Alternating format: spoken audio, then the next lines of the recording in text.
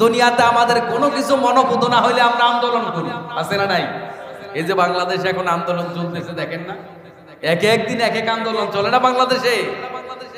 আমার মুসলমান ভাইরা, আল্লাহ রাব্বুল আলামিন বলেন, এই দুনিয়ার মানুষেরা যদি জুলুম করে, অন্যায় করে, তাদেরকে জাহান্নামে দেয়, এটা আমার জন্য কোনো ব্যাপার না। এক নম্বরে বলেছেন, ওহে ঈমানদারেরা, তোমরা অন্যায়ভাবে কারোর সম্পদ ভক্ষণ করো না। এখন মানুষ সম্পদ অর্জনের ক্ষেত্রে, ভক্ষণের ক্ষেত্রে ন্যায় এবং অন্যায়ের বিচার করে কয়জন? বিশ্ববিদ্যালয়ের ছাত্রীদেরকে ইমপ্রিজিং করে, বাধ্য করে, নাম্বার আটকে, পেপার আটকে, বিভিন্নভাবে তাদেরকে অনৈতিক কার্যকলাপ করতে বাধ্য করে। এক এমপি না মন্ত্রী ওখানে ত্রাণের পুরাতন ত্রাণের কিছু সামগ্রী পাইছে, মানে ত্রাণের টাকা পয়সা মাল খাইছে না, ওই ত্রাণের ভিতরে কোরআন শরীফ ছিল, আছে না বিভিন্ন জায়গায় কোরআন শরীফ গিফট করে, মানে কোরআন শরীফ শুদ্ধ চুরি করছে। আর টিভিতে গুরুত্ব সূরা কততম? 4 নম্বর সূরা এটি। এই সূরাতে সর্বমোট আয়াত আছে 176টি এবং এই সূরাতে মুমিন জীবনের খুবই গুরুত্বপূর্ণ যে বিষয়গুলো আছে, মুমিন জীবনের একেবারে জীবন ঘনিষ্ঠ এই বিষয়গুলো এই সূরাতে আলোচনা করা হয়েছে। তো এই সূরা, এত বড় সূরাটি এক সময় নাযিল হয়নি, এটা দীর্ঘ প্রায় 2 বছর কাল সময়, 3য় হিজরির শেষ দিকে, 4র্থ হিজরি এবং 5ম হিজরির কিছুটা শুরুর দিকে, এই 3 হিজরি এটা কিছু মিলছে, তার মানে 3 বছরের কাছাকাছি, মাঝখানে 1 বছর ভুল, তাইলে আমরা ধরতে পারি প্রায় 1.5 থেকে 2 বছর সময় লাগে এই সূরাটি নাযিল হয়েছে। অনেক বড় সূরা, 24টি রুকু আছে এই সূরায়, তাহলে অনেক বড় না? তো এই সূরার মধ্যে যে বিষয়গুলো আলোচনা করা হয়েছে, কেন গুরুত্বপূর্ণ সূরাটি, যেমন সূরার নাম হলো নিসা। নিসা মানে হচ্ছে মহিলা। এই সূরার একটা আয়াতে এই নিসার শব্দটা আছে, ওই শব্দটাকে কেন্দ্র করে এই সূরার নামকরণ করা হয়েছে নিসা। এবং সূরা নিসা থেকে আমরা অতীতে আরো অনেক আলোচনা করেছি, তখন নামকরণ নিয়ে আমরা কিছু কথাও বলেছি, যে এখানে এই শব্দগুলো এক একটা, প্রত্যেকটা শব্দ আলাদা আলাদা হেদায়েত প্রদান করে, সুবহানাল্লাহ। আর এক একটা শব্দ এক একটা আয়াত। এই আয়াত মানে এক শব্দ দিয়ে আমি এক বাক্য বুঝাই না। আয়াত বলতে আমরা কি বুঝি? আলিফ লাম মিম এক আয়াত, যালিকাল কিতাবু লা রাইবা ফিহি আরেক আয়াত। আমি এই আয়াত বুঝাই। আয়াত মানে হচ্ছে আল্লাহ পাকের নিদর্শন। আয়াত মানে কি? নিদর্শন। আমি ওইটা বুঝাইছি। তাহলে এক একটা শব্দ আল্লাহ পাকের এক একটা নিদর্শন, সুবহানাল্লাহ। ওই দৃষ্টিতে এই নিসা শব্দ বা প্রতিটা নামকরণ, প্রতিটা চিহ্ন, প্রতিটা সেটআপ, প্রতিটা পদক্ষেপ কোরআনুল কারীমের শব্দের এক একটা গাঁথুনি। কোন শব্দ আগে আসে, কোন শব্দ পরে আসে, কোন আয়াত আগে, কোন আয়াত পরে, সূরার সিরিয়ালগুলো কোনটা আগে কোনটা পরে, এ প্রতিটা বিষয় এক একটা আল্লাহ পাকের নিদর্শন, সুবহানাল্লাহ। তাহলে নিসা শব্দের অর্থ মহিলা, এটা আল্লাহ পাকের একটা নিদর্শন। এর দ্বারা আল্লাহ তাআলা নারীর মর্যাদার প্রতি গুরুত্ব আরোপ করেছেন, সুবহানাল্লাহ। কারণ পুরুষের নামে এত বড় সূরা নাই, কোন সূরাই নেই পুরুষের নামে, কোন সূরাই নাই। নাস দিয়ে আল্লাহ পাক একটা সূরা নাযিল করেছেন, সর্বশেষ না সর্বপ্রথম? কোন সূরা? আপনাদের এলাকায় নাস কোরআন শরীফের শুরুতে আছে না শেষে আছে? শেষে আছে। সবাই যারা বললেন না, এই খবর তো রাখতে হবে। প্রথম সূরা কোনটা কোরআনুল কারীমের? পেছনের লোকেরা বলেন কোনটা? ফাতিহা। আর শেষ সূরা নাস। এই কমন জ্ঞানটা ইমাম সাহেব জানলে চলবে না, সবার জানতে হবে, সবার জানা থাকতে হবে। তাহলে নাস দিয়ে আল্লাহ পাক বুঝাইলেন কি? মানুষ। তাহলে এই মানুষের ভিতরে কি আছে? পুরুষও আছে, মহিলাও আছে। কিন্তু নিসা দিয়া খালি মহিলা বোঝায়, পুরুষ নাই। কিন্তু শুধু পুরুষের নামে কোনো সূরা নাই।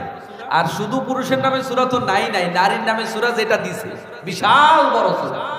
এর দ্বারা আল্লাহ পাক নারীর মর্যাদা ইঙ্গিত করে, নারীর গুরুত্ব মর্যাদা সমাজে, দুনিয়ায়, আখিরাতে, পরিবারে, রাষ্ট্রে কম না বেশি?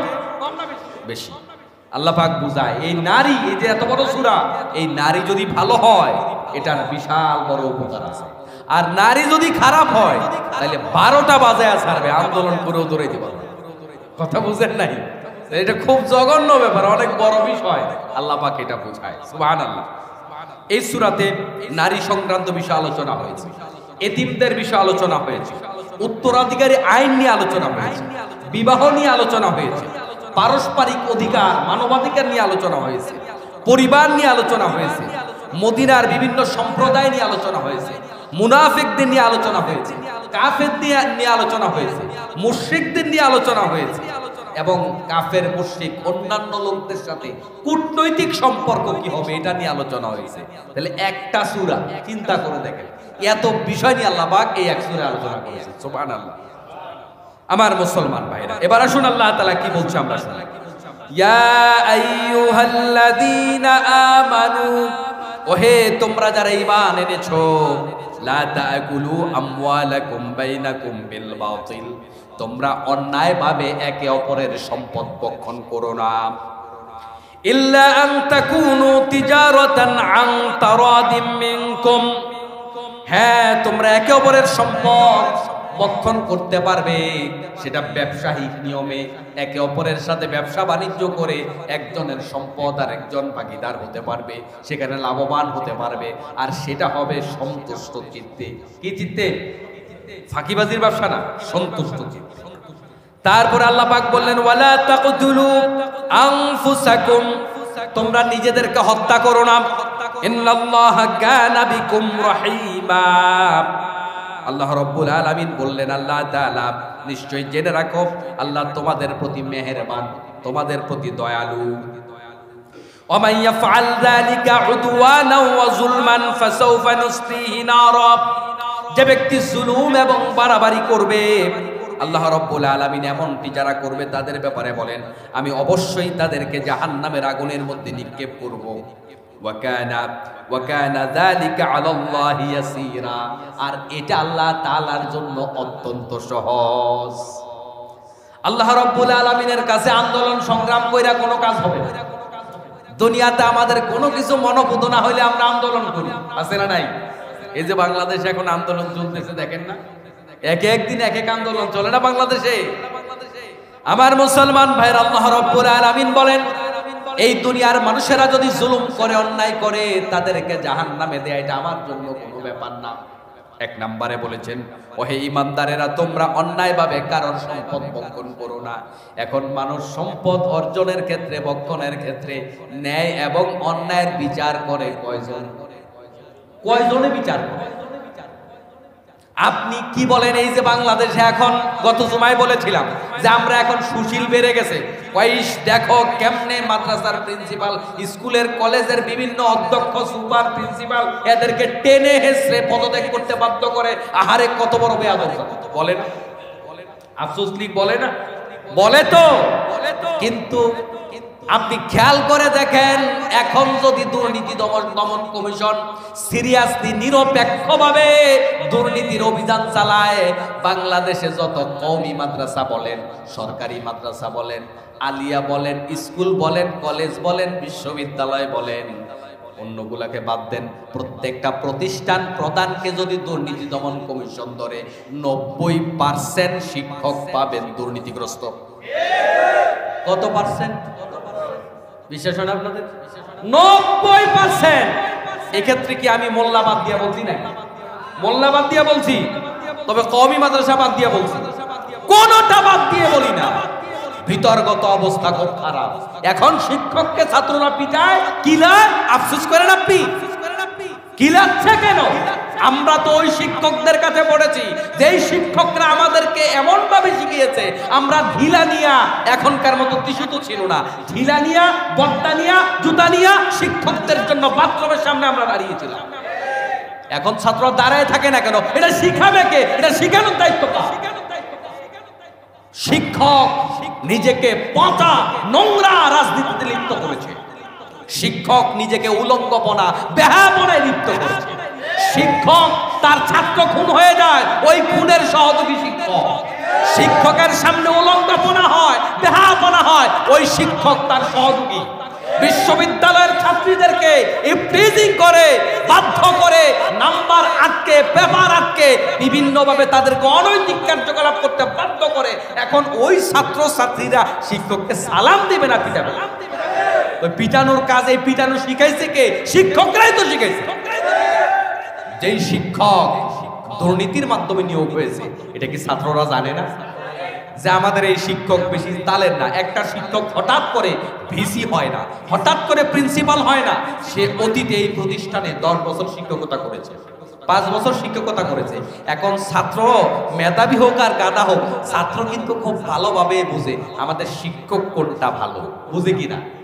ছাত্র যখন দেখে এত যোগ্য যোগ্য টিচার ফালাইয়া অযোগ্য অথর্ব একটা লোকের বিসি বানায় দেওয়া হয়েছে, অযোগ্য লোকটারে ওই যে আগের মুহতামিমের ছেলে হওয়ার কারণে অযোগ্য লোকটাকে মুহতামিম বানিয়ে দেওয়া হয়েছে, আগের সুপারের ছেলে হওয়ার কারণে, আত্মীয় হওয়ার কারণে তাকে খারাপ টিচার, বাজে টিচার। শিক্ষা প্রতিষ্ঠানের মূল্যায়ন হবে শিক্ষক কত ভালো শিক্ষা দিতে পারে। ওই শিক্ষককে যখন অনৈতিকভাবে নেওয়া হয়েছে অথবা তাদের কমিটির সাথে লেনদেনের কেলেঙ্কারি ছাত্ররা জেনে গেছে যে ওই শিক্ষক তো 20 লাখ টাকা দিয়ে প্রিন্সিপাল হয়েছে, এখন ওই প্রিন্সিপালকে ভোলামান সেলুট দিবে, সেলুট দিবে। এই পরিবেশটা কায়েম করেছে কি শিক্ষকরা না ছাত্ররা? তাহলে এখন সে সম্মান পাবে না, এটাই তো স্বাভাবিক। আপনি আফসোস করেন কেন? আপনি আফসোস করেন মানে হচ্ছে আপনি দেশদ্রোহী, দেশদ্রোহী। এই সংস্কার দরকার, না হয়ে দেশের স্বাধীনতা টিকবে না। রাগ করছেন আপনারা? আল্লাহ তাআলা বলেছে অনৈতিকভাবে একটা পয়সা খাওয়া যাবে না। নীতি নৈতিকতা যারা শিখাবে তারাই এখন অনৈতিক টাকা খায়। অবাক করা ব্যাপার। আচ্ছা বলেন তো দেখি, আপনারা আমরা যা যতটুকু ভালো কাজ করি ওই ভালো কাজটা আমাদেরকে শিখাইছে কে? আমাদের ওস্তাদরা, ঠিক না ভাই? এই যে আপনারা যারা মুরব্বীরা আছেন, বলেন তো একটা সময় মাদ্রাসা শিক্ষা এতটাই মানে আগানো ছিল না, মক্তবের পরিমাণ ছিল গ্রামে গ্রামে, এবং মক্তবগুলো তখন সজীব ছিল, তাই না?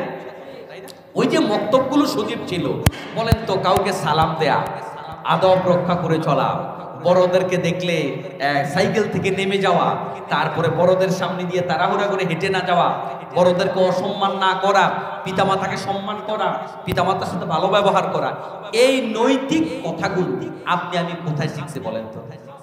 মক্তবে না? এবং কার থেকে শিখছি? আমার ওস্তাদ থেকে শিখছি না? এখন শিখাবে কি? এখন যারা শিখাবে ওরা যদি হয় চোর, ওরা যদি হয় ডাকাত, ওরা যদি হয় সন্ত্রাসী, ওরা যদি হয় চাঁদাবাজ, ওরা যদি হয় বেপরদা, ওরা যদি হয় অসভ্য, ওরা যদি হয় অথর্ব, সেই সম্মান পাবে না তো। আগে শিক্ষকরা গরিব ছিল, এখনকার শিক্ষকরা বড়। ম্যাক্সিমাম প্রতিষ্ঠানগুলোতে দেখেন ক্লাসে শিক্ষক পড়ায় না, প্রাইভেটে ঠিক মতোই পড়ায়। আপনি কি মনে করেন আপনার ছাত্র বুঝে না? আপনি যে বাটপার, বুঝে না তো আপনার ছাত্র আপনারা সম্মান করবে কেন? আমরা যাদের কাছে পড়েছি তারা কি করেছিল? প্রাইভেট টিউশনের প্রচলন সেভাবে ছিল না। কি করছে? মাদ্রাসা কিন্তু ছুটি, কিন্তু এখনো পড়া বাকি আছে। শিক্ষক কি কয়? বাজান বসো, পড়াটা মুখস্থ করে যাও, তোমাদের মুড়ি খাওয়াবো। শিক্ষক মুড়ি খাওয়াইছে। শিক্ষকদের আয়ত খুব কম ছিল, অল্প কিছু নাস্তা করাইছে, পড়াটা মুখস্থ করে তারপরে ছেড়ে দিয়েছে। প্রতিষ্ঠান কি ওই শিক্ষককে ওই বাড়তি বেতন দিছে নাকি? দেয় নাই। তাহলে ওই শিক্ষকের জন্য আমাদের কি এখন দোয়া আসবে না? আসবে। মানে আমি এখনো পর্যন্ত আমার কোন শিক্ষককে দেখলে আমি গাড়ি থামাইয়া যা পারলে গিয়া পায়ে ধরে উঠি, কারণ তাদের কারণেই তো আমি এই মেম্বারে উঠছি। কথা কি বুঝতে পেরেছেন? এখন এটা শিখালো কে? এবং আমার বহু শিক্ষককে দেখলে আমার আবেগে চোখের পানি চলে আসে যে তার কারণে আমি মামুন হুসাইন আবেগী হয়েছি। কথা কি বুঝেন? এখন একটা শিক্ষক ক্লাসে ঠিকমতো পড়ায় না, কি করে? প্রাইভেটে আসো, দেখা দিন। কেন? প্রত্যেক গার্ডিয়ান কি প্রাইভেট পড়ানোর মতো ক্যাপাবিলিটি সবার কি আছে? নাই। তাহলে সে প্রাইভেট পড়বে না, আপনি তাকে পড়াবেন না। আপনি কি শিক্ষক? শিক্ষক নামের কলঙ্ক। ম্যাক্সিমাম স্কুল বলেন, মাদ্রাসা বলেন, সব জায়গায় ক্লাসগুলোর অবস্থা হচ্ছে এই, ক্লাসে পড়ায় না, পড়ায় হচ্ছে প্রাইভেটে, পড়ায় হচ্ছে কোচিং। এই অনৈতিক আচরণ যদি শিক্ষকরা করে তাহলে তার টাকা হালাল না হারাম? কোম্পানি আপনাকে নির্দিষ্ট সময়ের জন্য রেখেছে, দৈনিক আপনি 8 ঘন্টা ডিউটি করবেন, আপনাকে তার বদৌলতে 20,000 টাকা বেতন দিবে। কিন্তু আপনি দৈনিক 7 ঘন্টা ডিউটি করেন, কিন্তু খাতার মধ্যে আপনি দৈনিক লিখতেছেন 8 ঘন্টা। অর্থাৎ এমন জায়গায় চাকরি করেন আপনার এটা ফাঁকিবাজি করে কোম্পানিকে 8 ঘন্টা দেখাবার সুযোগ আছে। এখন আপনি যদি এভাবে টাকা পয়সা ফুলফিল বেতন নেন, কিন্তু প্রত্যেক দিন 1 ঘন্টা করে সময় কম দিলেন, তাহলে এই টাকা আপনার হালাল হবে নাকি হারাম হবে? এগুলো আমাদের মধ্যে আছে না? বরং এই জাতীয় কাজ যারা করে তারা নিজেদেরকে একটু চালাক বেশি মনে করে। আরে মিয়া, একটু এই যুগে চালাক না হলে চলে না। 2 ঘন্টা পরে যাই, বসকে ম্যানেজ করে রেখেছি, বসকে মাঝে মাঝে কিছু হাদিয়া তহফা দিলেই হয়, অসুবিধা নাই। 5-7 দিন 10 দিন পরে যাব, অসুবিধা নাই, স্বাক্ষর আমি একবারে দিয়ে দিব, বস কিছু বলে না, সমস্যা নাই। নিজেকে খুব চালাক মনে করেছেন যে এইভাবে একটু আয় রোজগার না করলে এই যুগে চলা যায় না। আপনি কি হালাল খাচ্ছেন না হারাম খাচ্ছেন বলেন? এটা যে হারাম কেউ কি মনে করে? নিজের চালাক মনে করে, হারাম মনে করে না। আমি এমনও দেখেছি প্রিন্সিপালকে ম্যানেজ করে 40 দিনের জন্য আল্লাহ রাস্তায় চলে গেছে, এরপরে আইসা ভুয়া স্বাক্ষর। কি স্বাক্ষর দেয়? হালাল না হারাম? আওয়াজ কমাইছেন কেন? হালাল না হারাম? হারাম। আপনি কাউকে ফাঁকি দিয়ে সেখানে আপনি আল্লাহ দ্বীনের কাজ করবেন না, এই সুযোগ আপনার। আমার মুসলমান ভাইরা মনে কষ্ট নেবেন না, আমি হালাল হারামের বৈধতার বিষয় বলেছি। আল্লাহ তাআলা বলেছেন তোমরা অনৈতিকভাবে কারোর সম্পত্তি পকেটে ঢুকাইতে পারবা না। এখন প্রশ্ন হচ্ছে বিরোধী দলের সম্পত্তি পকেটে ঢুকানো যাবে কিনা? এটা তো হালাল, হ্যাঁ? আপনি এখন সরকারে আছেন, যারা এখন পরাজিত শক্তি তাদের সম্পত্তি পকেটে ঢুকানো জায়েজ।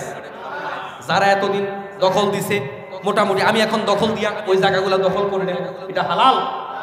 হ্যাঁ, আমরা করি না তো, এগুলো সব পাকিস্তানিরা করে। কেমন করেন?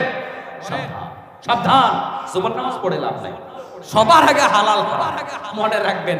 হারাম খেয়ে ইবাদত করলে আল্লাহ কবুল করে না, হালাল খাইতে হবে, তারপরে ইবাদত, তারপরে ইবাদত। আল্লাহ তাআলা কোরআনুল কারীমে বিভিন্ন জায়গায় বলেছেন ইয়া আইয়ুহার রাসূল, হে রাসূলগণ তোমরা হালাল খাও। এরপর আল্লাহ পাক বলেছেন ওয়া আমালু সালিহা, নেক আমল করো। রাসূলদেরকে পর্যন্ত আল্লাহ তাআলা বলেছেন আগে হালাল খাও তারপরে নেক আমল করো। কিন্তু আমরা নেক আমলেও আছি, হারামেও আছি। জুমার নামাজও পড়ি, মানুষে ফাঁকি দিয়া পকেটে টাকাও ঢুকে। মনে রাখবেন, ফাঁকি দিয়া টাকা খেয়ে জুমার নামাজে আসলে কোনো ফায়দা হবে না।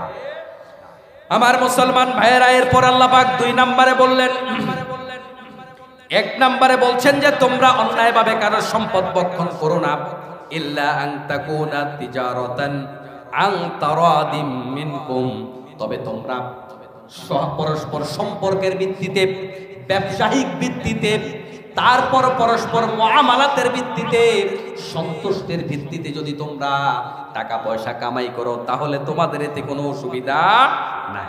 এখন প্রশ্ন হচ্ছে পরস্পর খুশির ভিত্তিতে, সন্তুষ্টির ভিত্তিতে টাকা কামাই করলে কি নাই বলেছে আল্লাহ? অসুবিধা নাই। এখন এইটার ক্রাইটেরিয়া কি হবে?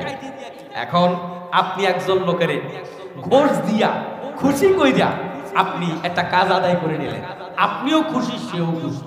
এখন বলেন এই সন্তুষ্ট চিত্তে যদি টাকা পয়সা আপনি দেন আর সে কামাই করেন, এটা কি হালাল হবে? এখানে এই সন্তুষ্ট চিত্তের এটা নয় যে স্যার আমি এমনিই দিছি। আল্লাহর নবী সাল্লাল্লাহু আলাইহি ওয়াসাল্লামের জামানায় যাকাত আদায়ের একজন কর্মচারী যাকাত আদায় করে আনলেন, আর এনে সামনে 2টা বোঝা রাখলেন, রেখে বললেন এগুলো হচ্ছে যাকাত আর এগুলো হচ্ছে আমার হাদিয়া। রাসূল সাল্লাল্লাহু আলাইহি ওয়াসাল্লামের চেহারা মোবারক লাল হয়ে গেল। হাদিয়া মানে বলল যে এগুলো লোকজন আমার হাদিয়া দিছে, কারণ যাকাত আদায় যাকে দায়িত্ব দেওয়া হয়েছে তার রাষ্ট্রীয়ভাবে বেতন আছে না নাই? রাসূল সাল্লাল্লাহু আলাইহি ওয়াসাল্লাম বললেন তুমি ঘরে বসে থাকো, দেখি তোমারে কে হাদিয়া দেয়। ঘরে বসে থাকলে তোমারে কে হাদিয়া দিবে? এখন যারা বলেন হাদিয়া, গিফট, উপঢৌকন এগুলা ঘোষণা মানুষ এমনি দেয়, আমরা চাই না, জোর করি না, এটা যারা বলেন, আল্লাহ নবী সাল্লাল্লাহু আলাইহি ওয়াসাল্লাম যে কথা বলেছেন আপনি ঘরে বসে থাকেন দেখি আপনারে কে হাদিয়া দেয়। তার মানে এই হাদিয়া কোনোটাই হাদিয়া নয়। আপনি চেয়ে নেন আর না চেয়ে নেন, ইচ্ছায় নেন অনিচ্ছায় নেন, সবটাই গুণ। সবটাই কি বলেছেন মুহাম্মদুর রাসূলুল্লাহ সাল্লাল্লাহু আলাইহি ওয়াসাল্লাম। এই ঘটনা বোঝায় যে সবটাই গুণ। অতএব আমার প্রিয় ভাইরা, এরকম সন্তুষ্ট চিত্তে কারণ টাকা পকেটে ঢুকানো যাবে না, এটা সন্তুষ্ট চিত্তে নিলেও আরাম হয়ে যাবে। তারপরে বাংলাদেশে বিভিন্ন কোম্পানি ইনভেস্টমেন্ট করে।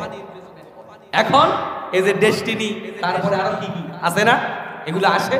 এরকম কোম্পানি একটা না, 2-1টা হয়তো পপুলার হয়েছে, আমরা নাম জানি, বাকিদের নাম জানি না। বাংলাদেশে এরকম কোম্পানি 1-2টা নয়, অসংখ্য কোম্পানি এসেছে এবং একটা কোম্পানিও টিকে নেই, সবাই ফাঁকি দিয়ে চলেছে। কোনোটা টিকে নেই, এমন না যে 1-2টা টিকে আছে, সব ফাঁকি দিয়ে চলে। তাহলে এই যে আপনি সন্তুষ্টি চিত্তে তার সাথে কাজ করতেছেন, বোঝা গেল এই জাতীয় ফাঁকিবাজি কাজে সন্তুষ্টি থাকলেও এই জায়গায় এটা হালাল হবে না। তারপরে আসুন, পদের জন্য আমরা অনেক সময় সন্তুষ্ট চিত্তে টাকা দেই, আমার লাভের জন্য দিচ্ছি, সেও তার লাভের জন্য দিচ্ছে। তাহলে বোঝা গেল এখানেও সন্তুষ্ট চিত্তে লেনদেন করা জায়েজ হবে না। তারপরে বাংলাদেশে দেখবেন আপনি সরকার প্রতি বছর একটা অফার দেয়, যখন ট্যাক্স ভ্যাটের কি বলে যে একটা ফেয়ার হয় না, মেলা হয় না, তখন দেখবেন যে অফার দেয়, কালো টাকা সাদা করার অফার। আপনাকে ট্যাক্স দিতে হবে যদি 30%, আবার যখন আপনি এমনিতে যদি আপনার 30% দেয়া লাগে, আপনাকে কালো টাকা সাদা করার জন্য সরকার সুযোগ দিবে 50%, মানে 15% দিলে আপনারটা বৈধ হয়ে যাবে। আশ্চর্য কথা, আপনি বৈধ ট্যাক্স যদি আপনাকে 30% দেয়া লাগে, আমি উদাহরণ দিচ্ছি কম বেশি, আপনি অবৈধ টাকাকে বৈধ বানাবার জন্য আপনাকে অফার করা হচ্ছে, আপনি 15% দিলেই চলবে। কি অবাক করা দেশে আমরা বসবাস করি। আপনি কষ্ট করে টাকা কামাই করলেন কেন, এজন্য আপনার ডাবল ভ্যাট দিতে হবে, আর আপনি চুরি করলেন কেন, এজন্য আপনি অর্ধেক দিলেই চলবে। তাহলে এই দেশে কি চোর উৎপাদন হবে না ভালো মানুষ উৎপাদন হবে? চোরিত উৎপাদন হবে, আর সেটাই তো হয়েছে বাংলাদেশ। কত চোর বাংলাদেশে আছে। এই যে এখন ডানে বায়ে আফসোস লিখ দেখেন না, এগুলার কারণ কি বুঝেন? সবার ইনকাম ধান্দা কমে গেছে, ধান্দা কমে গেছে তোরে ভাই। প্রতিটা সিএনজি স্ট্যান্ডে ধান্দা হয়, বাস স্ট্যান্ড ধান্দা হয়, প্রতিটা অফিসে ধান্দা হয়, প্রতিটা স্কুল, মসজিদ, মাদ্রাসা, কলেজ, বিশ্ববিদ্যালয়, শিক্ষা প্রতিষ্ঠান, ব্যবসায়িক প্রতিষ্ঠান, যেখানে বলেন ধান্দা ধান্দা আর ধান্দা। সব ধান্দা বন্ধ হয়ে গেছে না, এজন্য বহুত লোকের মাথা খারাপ হয়ে গেছে, বহুত লোকের মাথা খারাপ হয়ে গেছে। আমার মুসলমান ভাইরা, বলছিলাম সন্তুষ্ট চিত্তে হারাম কাজ করলে এটা হালাল হয়ে যাবে। সন্তুষ্ট চিত্তের মানে হলো আপনি হালাল কাজের ভিতরেই সন্তুষ্ট চিত্তে লেনদেন করবেন, কিন্তু হারাম কাজে সন্তুষ্ট চিত্তে করলেও সেটা হালাল হয়ে যাবে না। আমাদের কুমিল্লার এমপি সন্তুষ্ট চিত্তে টাকা পয়সা দিয়া, বিএনপির লোকজনরা টাকা পয়সা দিয়া ভারত চলে গেছে। বিএনপির লোকেরা আল্লাহর হস্তে তারে হেল্প কইরা ভারত পাঠায় দিয়েছে। কোন সুবহানাল্লাহ। সবটাই তো সন্তুষ্ট চিত্তে হয়েছে, হালাল না হারাম। এই চোরদেরকে আটকায় রাখা আপনার আমার জন্য ফরজ হয়ে গেছে। ওদেরকে আটকায় ওদের টাকা দিয়ে দেশ সংস্কার করতে হবে। সন্তুষ্ট চিত্তে চুরি করলে মিয়া সেটা জায়েজ না, এগুলা চলবে না। তারপরে বাংলাদেশে প্রতি বছর আরটি বেকার ইউজ করেছে, প্রতি বছর গড়ে ৮০,০০০ কোটি টাকা করে পাচার হয়েছে। এই টাকা কিভাবে পাচার হয়েছে বলেন তো? বাংলাদেশ থেকে আমেরিকা ঢিলা মারছে, এভাবে চলে গেছে। মাঝখানে যেই যে রাস্তাগুলোতে গেছে সবাই খুশি, সবাই খাইছে, আইতেও খাইছে, যাইতেও খাইছে, সবাই খুশি, সন্তুষ্ট চিত্তে। হালাল না হারাম? এই সন্তুষ্ট চিত্তে হারাম না, মানে হালাল না, সবগুলাই কি হারাম। তারপরে দেখেন আমাদের মুজিব সিনেমা বানাইছে না কয়দিন আগে? সিনেমার জন্য মূল্য নিয়েছে ১ টাকা। কয়দিন পরে সরকার খুশি হয়ে এক একজনকে কোটি কোটি টাকার ফ্ল্যাট দিয়েছে, দিছে না? সবটা সন্তুষ্ট চিত্তে। হালাল না হারাম? হারাম। রাষ্ট্রের সম্পদ যেখানে সেখানে অপচয় করার কোনো অধিকার আপনার আমার নয়। আমরা বাংলাদেশে দেখেছি আল্লামা সাঈদী সহ যারা বাংলাদেশে আলেমদের প্রতিনিধিত্ব করেছিল, তারা মন্ত্রী ছিল, মন্ত্রী থাকা অবস্থায় ১ বোতল পানির অপচয় পর্যন্ত করে না। পাবলিক যা খেয়েছে তারা তা খেয়েছে। অথচ আমার দেশের এক এক মন্ত্রী ফকির থেকে যখন মন্ত্রী হয়, এক একজনের খানার বাহার কি এক বেলায় লাখ লাখ টাকা খরচ করে, আছে না নাই? আমাদের ওমরের মতো শাসক দরকার। কার মতো শাসক দরকার? ওমর রাদিয়াল্লাহু তাআলা আনহু একদিন রাষ্ট্রীয় ভোজে বসছে, বিভিন্ন দেশের কূটনৈতিক ব্যক্তিবর্গ তাদেরকে নিয়ে যখন খেতে বসলেন, বিভিন্ন দেশের নেতৃবৃন্দকে সাথে নিয়ে খেতে বসার পরে আরবেরা সাধারণত শুকনো খাবার খায়, রুটি জাতীয় খাবার খায়। খাবার খাইতে খাইতে হঠাৎ করে হাত থেকে এক টুকরা খাবার পড়ে গেছে, এরকম আমাদের হয় না? তৎক্ষণাৎ ওমর রাদিয়াল্লাহু তাআলা আনহু চিন্তা করলেন, এত বড় মিটিংয়ে বসছি, গোটা দুনিয়ার বড় বড় রাজা প্রজা, বড় বড় কর্মকর্তাদের নিয়ে বসলাম, খাবারটা আবার উঠাইয়া খাই কেমনে, দেখতে কেমন দেখা যায়। তৎক্ষণাৎ ওমর রাদিয়াল্লাহু তাআলা আনহুর মাথায় আসলো, আমার নবী অপচয় করতে নিষেধ করেছেন, নবী খাবার পড়ে গেলে সেই খাবার তুলে খেয়েছেন, অতএব রাষ্ট্র, গোটা দুনিয়ার বড় বড় পরাশক্তি, গোটা দুনিয়ার বড় বড় নেতৃবৃন্দ কে কি বললো তাদের দিকে তাকাইয়া আমি আমার নবীর সুন্নাত পরিত্যাগ করতে পারি না। সুবহানাল্লাহ। সাথে সাথে খাবারটা উঠে খেয়ে ফেললেন। এটাই হলো ইসলাম। এটা কি ইসলাম? ইসলামের সৌন্দর্য হচ্ছে ইসলাম যখন ক্ষমতায় আসে, কোরআন যখন ক্ষমতা আসে, নেতারা দিন দিন গরিব হয় আর কর্মীরা দিন দিন ধনী হয়। সুবহানাল্লাহ বলবেন না? রাজারা দিন দিন গরিব হয়, প্রজারা দিন দিন কি হয়? ধনী হয়। আর ইসলামের বাহিরে যারা আছে তাদের সাথে ইসলামের ব্যবধান হচ্ছে এই, ওরা রাজা হইলে রাজারা দিন দিন ধনী হয়, প্রজারা দিন দিন গরিব হয়। আমাদের বাংলাদেশে তো সেটাই হয়েছে। আমরাও ডান দেখেছি, বাম দেখেছি, আমরা এখন দেখতে চাই ইসলামওয়ালারা কি করে। আল্লাহ পাকে দেশে ইসলামের বিজয় দিয়ে দাও, সবাই বলে আমিন। মনে কষ্ট নাই তো? আমি আমার বাবার কথা বলছি না, আমি ইসলামের বিজয়ের কথা বলছি, ইসলামের বিজয়ের কথা বলেছি। প্রিয় ভাইরা আমার, আমাদের এক একটা সুপ্ত, যারা ওপেন কোনো দল করি না, তার ভিতরেও একটা রাজনৈতিক আদর্শ আছে। ওই রাজনৈতিক আদর্শের কারণে ইমান বিসর্জন দেবেন না। ইসলামের প্রশ্ন আসলে সেখানে আর কিচ্ছু বুঝবেন না। আমরা এরকম বাবার ছেলে নেতা হবে, ছেলের ছেলে নেতা হবে, ওরকম পরিবারতন্ত্র আমরা চাই না।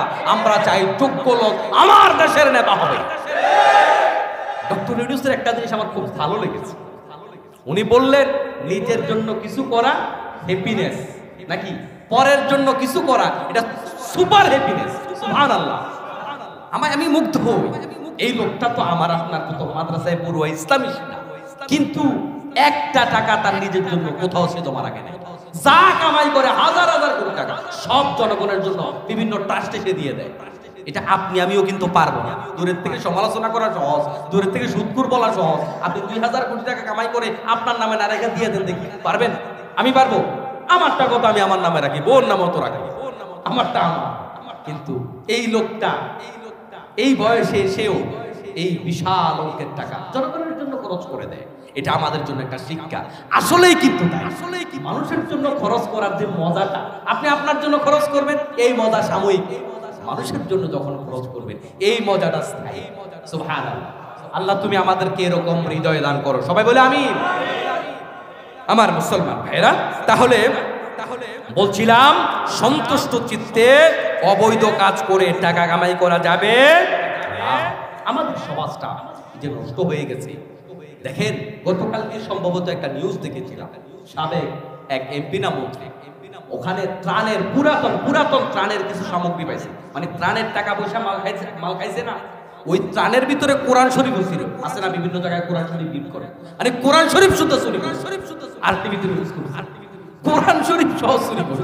চিন্তা করা যায় আমাদের অবস্থাটা, আমাদের নীতি নৈতিকতা কোথায় গিয়ে ঠেকেছে।